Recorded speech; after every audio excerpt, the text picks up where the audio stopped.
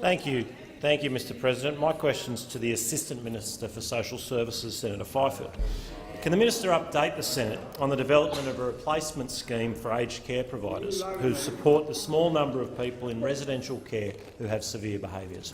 The Assistant Minister for Social Services, Manager of Government Business, Senator Fifield. Thank you, Mr President, and can I thank Senator Sheshelyev for his question, as always. Mr President, the government is very firmly of the view that proper support for Australians with dementia is part of the core business of aged care.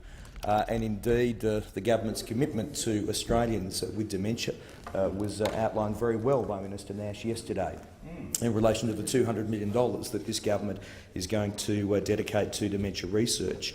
I think colleagues of all sides will remember the sad and sorry saga of the previous government's design of the Dementia and Severe Behaviour Supplement, which of course saw very significant cost blowouts.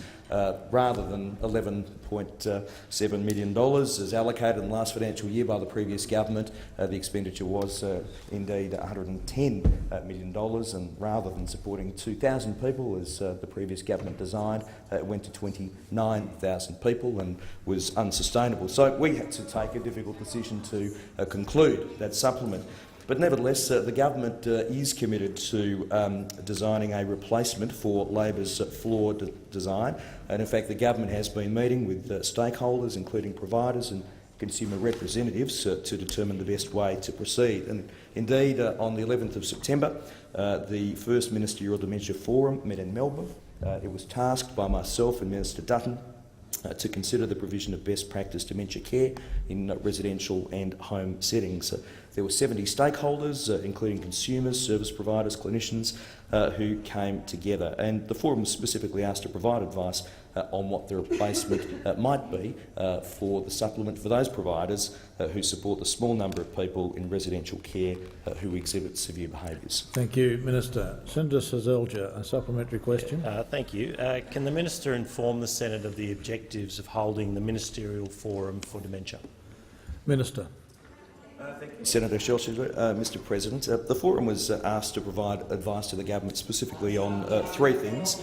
Firstly, strategies to improve and promote the wider adoption of better practice care of people with dementia and behavioural and psychological symptoms of dementia receiving aged care services.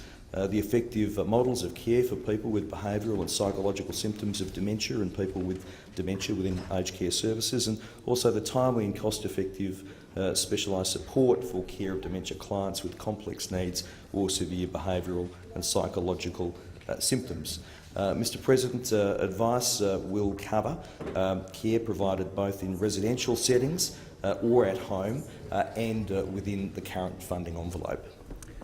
The Senator from the Australian Capital Territory, representing the Liberal Party.